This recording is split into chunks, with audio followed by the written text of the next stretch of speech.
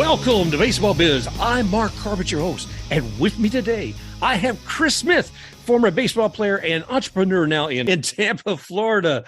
Hey, Chris, glad to have you back here again, man. And, we talked about your history in the game before, and to me, it's exciting to see somebody who's had the opportunity to play so many different places, whether it be with the Yankee organization, the Blue Jays, the Tigers, the Nationals, I believe, as well, and their league, Pecos League.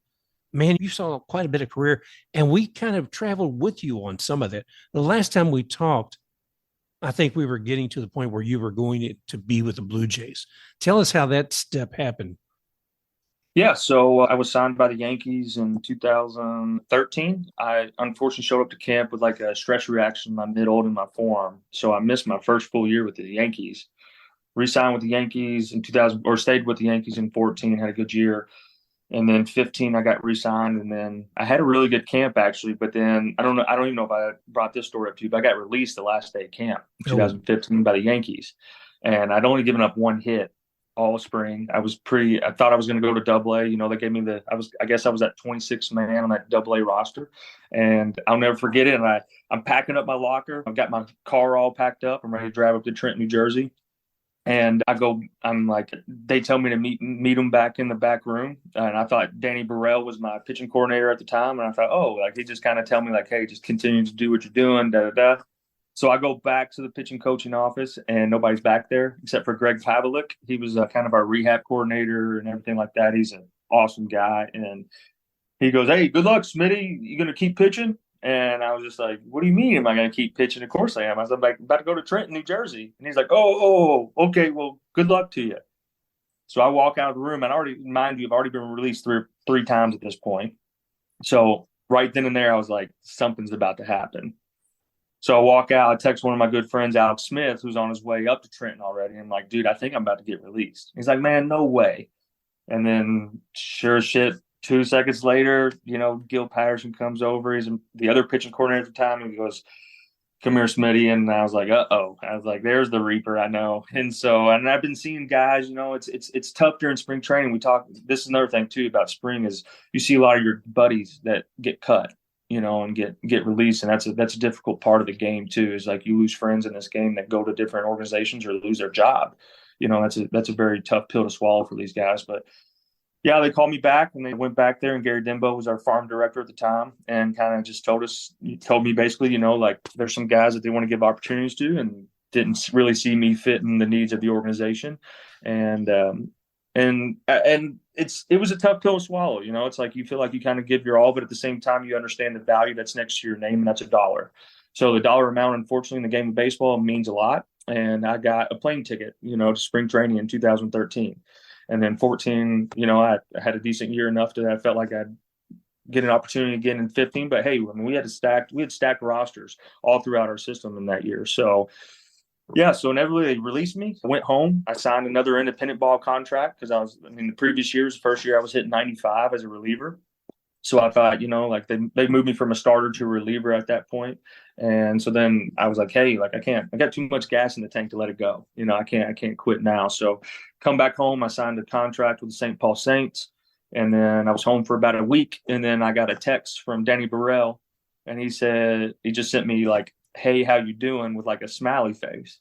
And I was like, "I'm doing great. I obviously wish I was still pitching right now in the season." And he goes, and then next thing I know, I got a call from the assistant farm director, and they actually re-signed me to come back.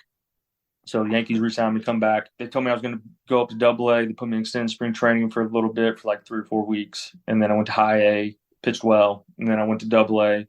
And I don't know if I mentioned this to you last time. I had a really good month, and then I had one bad outing, probably the worst outing in my career.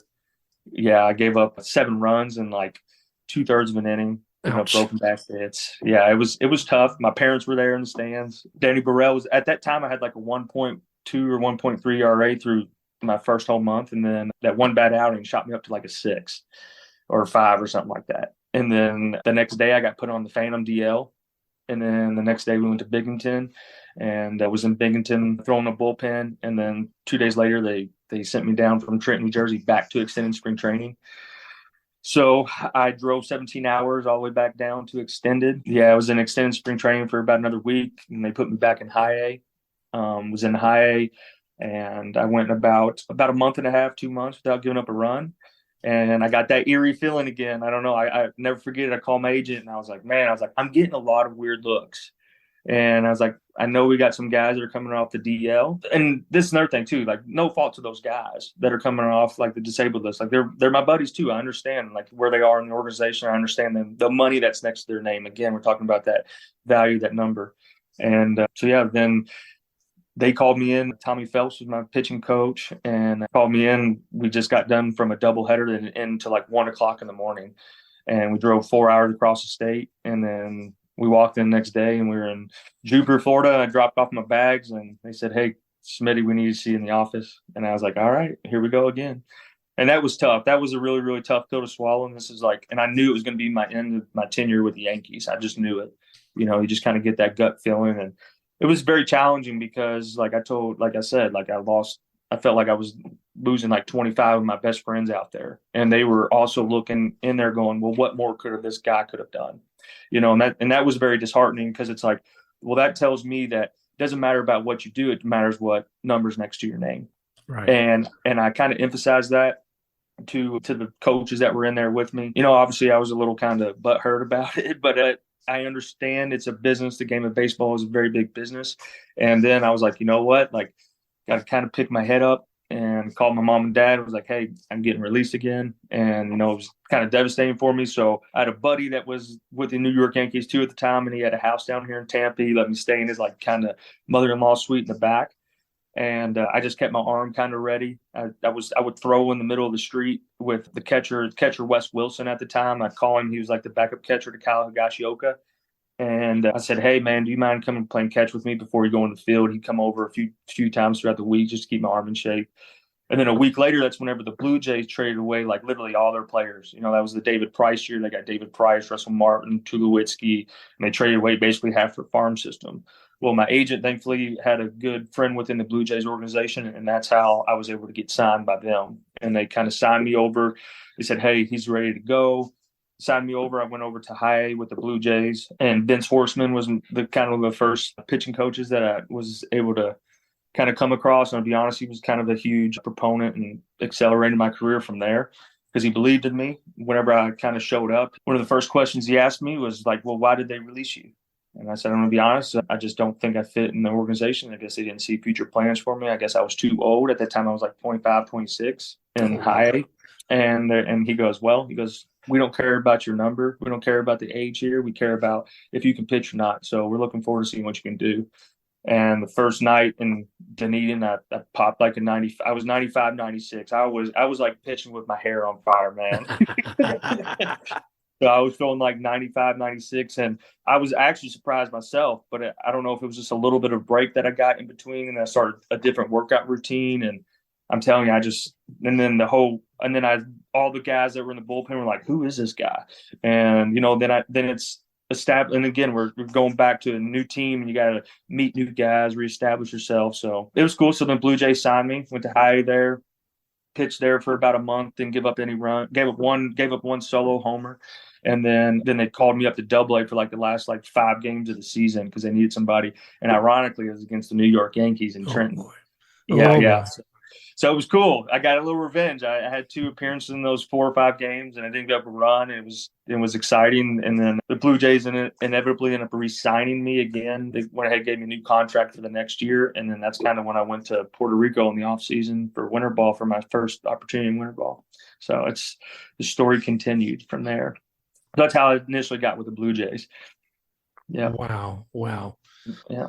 What was Puerto Rico ball like? How was that? Honestly, it was great. First time I felt like I started up making money in minor league baseball because when you first sign this like 7-year contract, unfortunately, it's not like that's the thing is everybody's you sign with the New York Yankees, you're a millionaire. No. My first year with the New York Yankees, I literally cleared $11,000.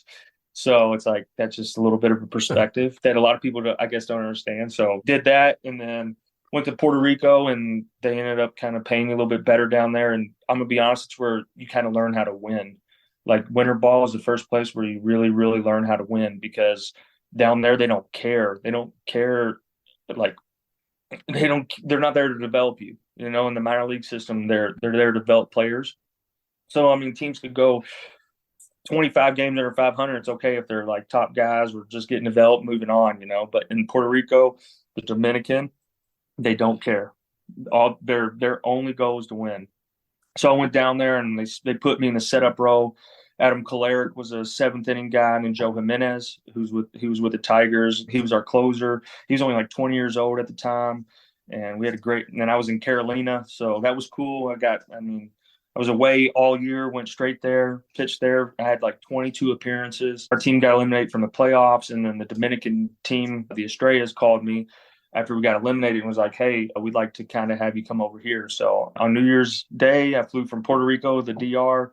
They have a 14-game round robin in the Dominican, and I threw in about 7 of those 14 games over there. Wow. So I had about 22 appearances in Puerto Rico, and I had another like 7 there. So I had like almost 30 appearances even in winter ball. So then winter ball kind of was coming towards an end, and I just got back, and then our team in the DR got eliminated. I fly back home, and it's so funny because I just ran across the manager at the time. His name is Manny Acta for Licey, and they wanted to draft me. So that's where the Dominican works. And like winter ball leagues is once a team's eliminated, they're trying to build like a super team for their like Caribbean series. Right. So they try to draft me. And then I was like, hey, I'm sorry. I literally just got home from like 10 months, 11 months of being away. I'm just trying to spend a little time with my family. And I was like, but I ended up not going back down there for the playoffs. And then shortly after and then I was home for like a week, and I got that baseball itch again. And Puerto Rico calls me and is like, hey, we'd like you to come pitch for us in the Caribbean series. And I was like, don't know if I'll get this opportunity again. And I was like, so I accepted it. So, and ironically, the Caribbean series was back in the Dominican. So I flew back to the Dominican and got to pitch. I pitched 2 times down there against Cuba and Venezuela, and then came straight back and went to spring training again with the Blue Jays. And then went to the Blue Jays minor league camp, got a couple like those like kind of come over to major league camp and back up a couple of times. I had 1 appearance over there, which was cool, and then went to Double-A and became kind of the closer there. And it was I don't know, it's like I said, I could spend all day talking about kind of the career that's happened, but yeah, and then Vince Horseman, like I said, I'll never not say this, but that guy was so pivotal in believing in me. And I think I even talked about the last podcast, just having somebody in your corner that can be like, this guy can do it, and then putting that and at that time I'd already been released 4 times, twice in the same organization, twice in independent ball. So getting that opportunity, and then them actually sitting down and believing me, putting me in a closer role in Double-A, going, you deserve to be here. We're not sending you to high. We're not releasing you. We're not putting you in AAA. We know what you got. We just want to see you come and really bring out your full potential. And I'm going to be honest, Vince Horseman did that. He started working with me on a daily basis. We had a great routine. Tarpey and Pike, they were my trainer and my and I guess our athletic trainer, they really worked with me too. And we just had such a good routine. And then next thing I know, I was throwing 97, 98. So kind of established myself and started opening up a few eyes in the organization. Gil Kim was our new farm director. The Blue Jays was kind of changing some people over, and had a great year that year in Double-A, and then got an opportunity in AAA at the end of the year when the September call-ups happened.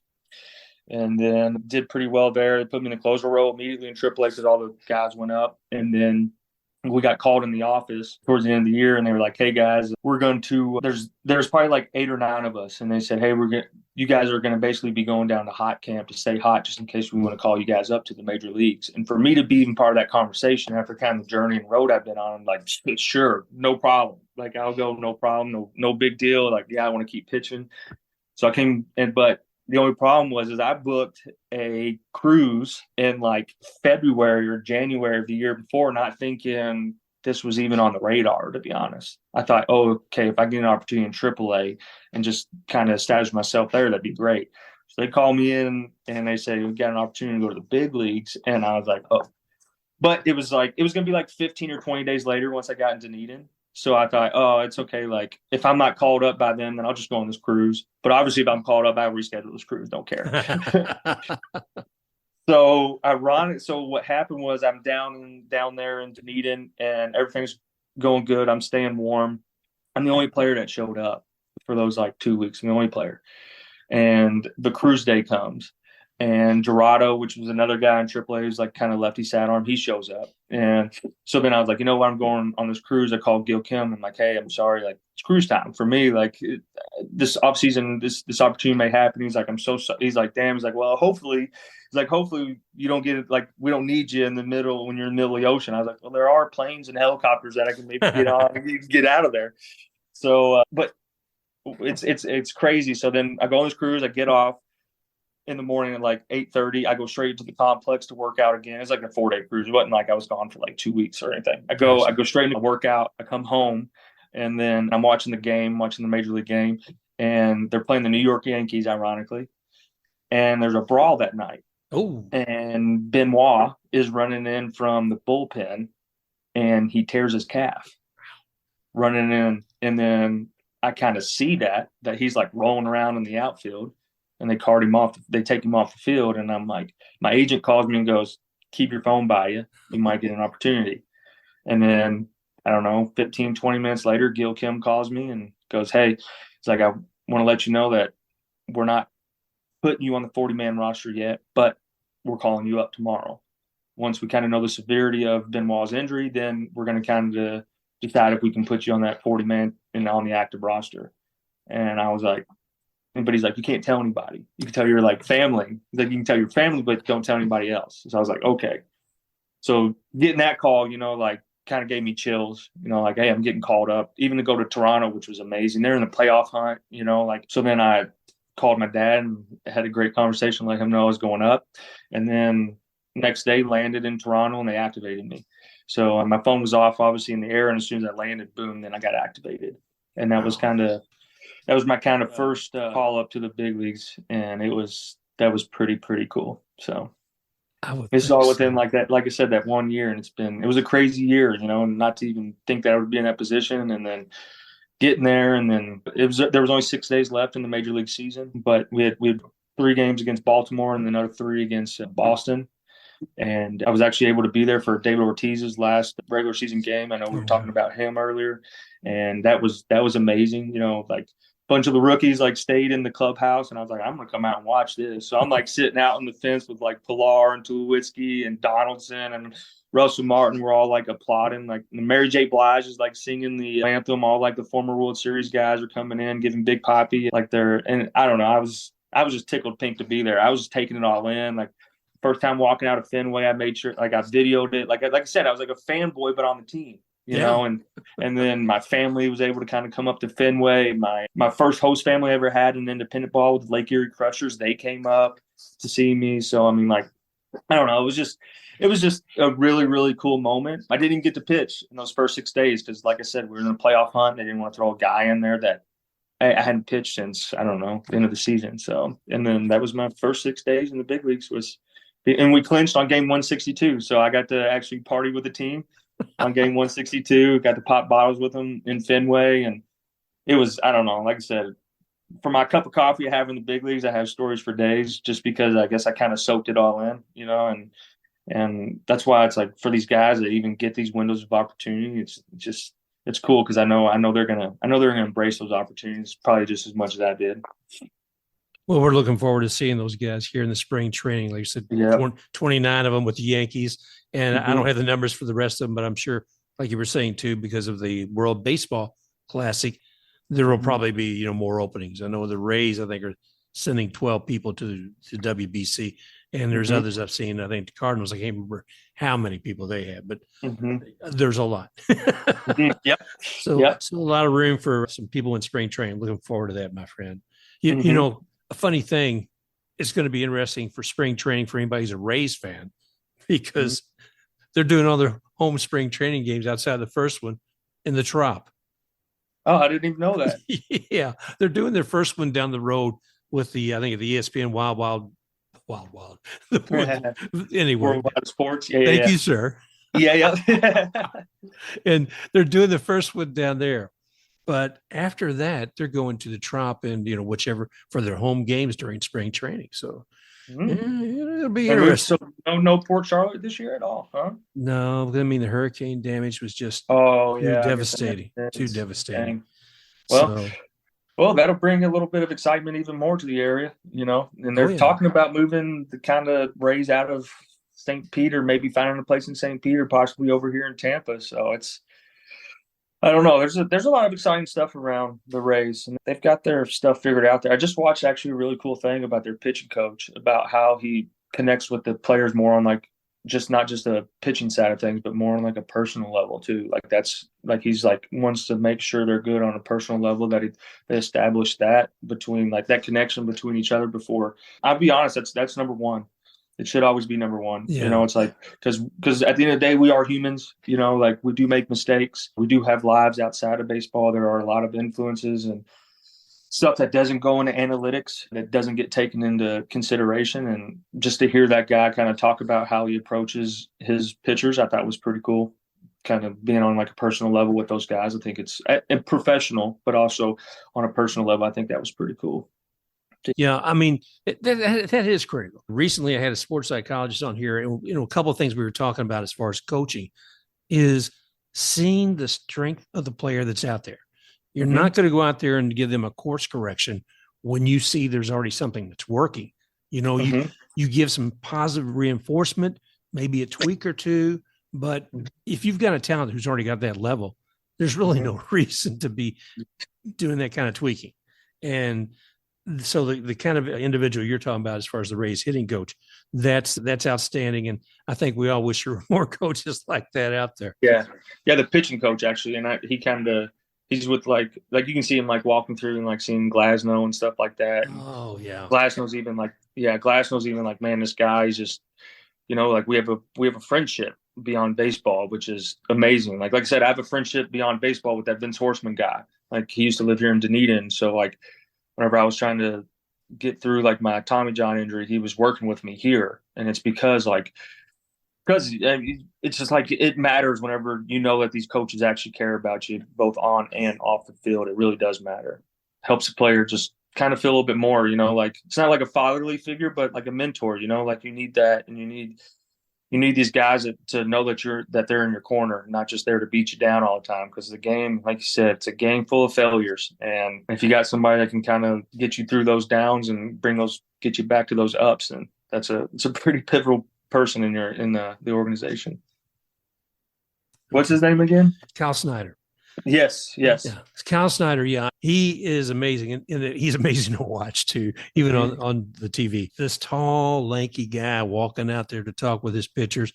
And it always looks supportive. I don't get to hear what he's saying, but it always looks supportive. And it was interesting too, because looking at Kyle being the man that he is, when we brought in Snell, when we brought in Glass now with the Rays, he had something else he could communicate in common too, because he's talking with taller fellas, and I would think there's some aspects to pitching that are I guess impacted by a player's stature. Yep. Kyle Snyder, the pitching coach for the Rays, I've always admired him, and it's kind of funny. I went to a fan fest for the Rays a couple years back when I guess Glasnow and Snell had just been here for a year or so. And I said, what's it like working with him? What's it like working? Oh, man, he's great. He's fantastic. And I thought the energy that these two young men showed me, that question, I was like, yeah, that's the kind of coach everybody wants. Yeah. And he was just, I don't know, you can just tell that guy's in people's corner. And that's what you need as a pitching coach. Like you said, coming off of a bad outing or something like that, like guy coming up and telling you like, hey, one outing, or like tapping you on the leg and kind of like, hey, we'll go back to work tomorrow. Like that just gets you going to the next day, because you can't, like, baseball, like I said, that game of failure, but at the end of the day, there's another game the next day, and then you may not get out there that day, but you can work towards that day to get better on the next day. So there's, I don't know, just having those guys is, I think they're pivotal to these organizations, and I think that's why the Rays have such good success, and that's why their pitching staff is so good, even with them not having the top dogs. And I'm actually really, really excited to see Glasnow come back this year, because I mean, I've actually had a privilege of meeting him a couple times, and he's a good human being too. He's a great human being. Well, like I said, the Rays, I think, are very fortunate to have some of the people they have, and certainly with Kyle Snyder and Glasnow. And I want to say that one more time, because you're talking about the positivity. When we first started talking on the show, and the first episode with you and I, the one thing I put into the title was perseverance. And Chris, that's what I see with you today, is a guy who has a direction. He has something where he needs to achieve something. You've kind of given us your story with that too. And I don't think any of those things would have happened if you didn't have the commitment and perseverance that you did to that. So I think it's a great example, whether, in your life in baseball and your personal and professional life now. And anybody who gets the opportunity to meet you, I think they are blessed to do so. So, man, I can't thank you enough for being on here today and sharing that with folks.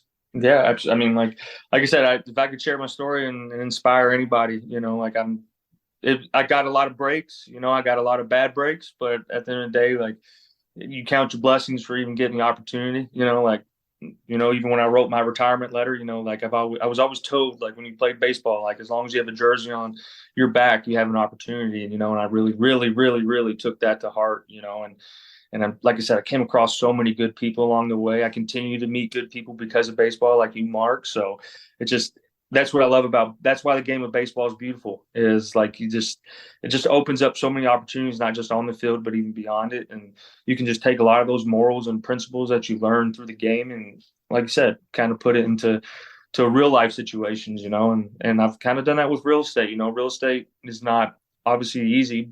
I mean, it's not rocket science, but at the same time, you kind of get out what you put in. So, oh yeah. So that's what's kind of cool. Like, I'm able to kind of, like I said, use my connections and still continue to watch the game I love and root on players that I played against, So it's, like I said, that's what makes the game of baseball very beautiful. Amen, brother. Yeah. Well, thank you again, Chris. It's been great having you here today on Baseball Biz On Deck. And like I said, continuing to share your story with the folks here listening. Wish you again continued success, my friend. And just keep enjoying the game. Yeah, thank you. Hey, I appreciate it. Like I said, anytime we talk shop about baseball, I don't get too many opportunities with that. So I always enjoy my time speaking with you and talking with you, Mark. Well, thank you, Chris. And I remind folks, too, that Chris is a real estate executive in Tampa, and he's with the group called Compass. And where can they find more of you online, Chris?